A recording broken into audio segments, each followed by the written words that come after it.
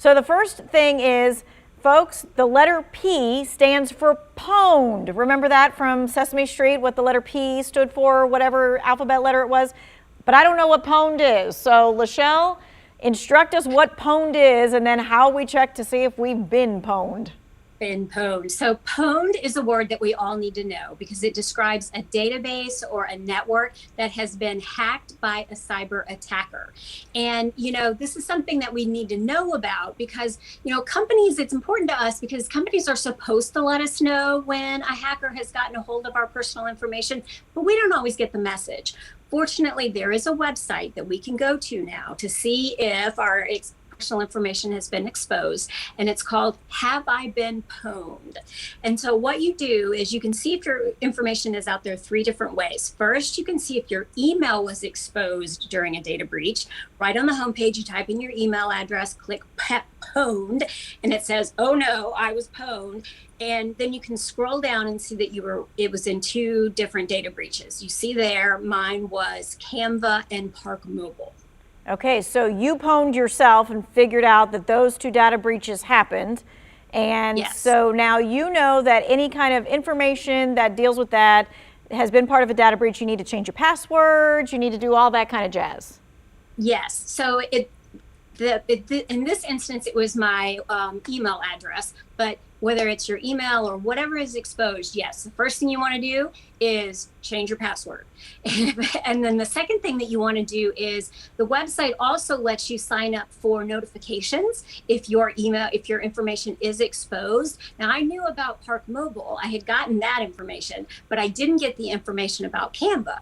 So Have I Been Pwned will send you notifications if you are part of a data breach, which is really handy. And this is a free website for you to be able to use. Now, another big part of being part of a data breach or anything like that is your information, especially your information that is on a printed page. And so you have help for folks out there to get rid of some of those printed pages. Yes, we do. This Saturday, we are having a free shred day. It is from 9 to noon at the Whole Foods on Friendly Center in Greensboro. And new this year, this is important, we are only accepting 5 bags or boxes. In the past, it's been bring everything you've got. This year, it is just 5 bags or boxes. But again, it's this Saturday from 9 to noon.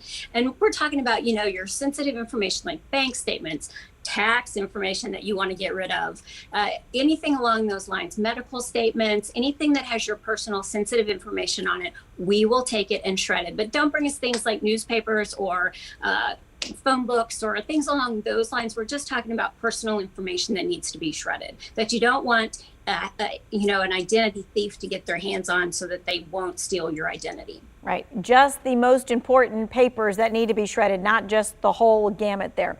All right, let's talk about some scams that have been going around, one of which is the crypto scam. We're seeing all these commercials about all of these famous athletes and things of that nature who are buying into Bitcoin and things of that nature. That lends itself to people reaching out to you saying, hey, I've got some Bitcoin or whatever it is, and you should probably buy in too. Yeah, BBB, actually, we just finished a big study and it shows a dramatic increase in the number of cryptocurrency scams, as well as a big financial loss. In fact, in 2021, we received more than 2,400 complaints and people reported losing almost $8 billion.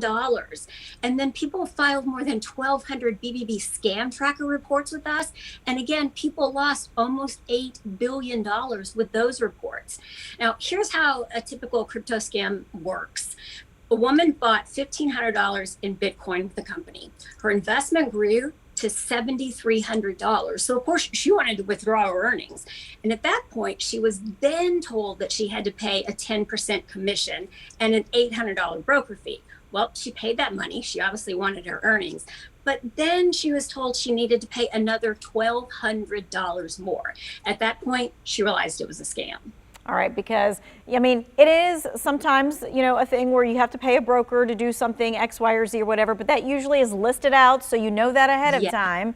So anybody who's offering to do this for you and then tax on all these fees, you know that there's an issue there. Yes, you definitely want to know any investment that you get into, you want to know what the fees are up front, and a legitimate investment person will tell you those fees ahead of time.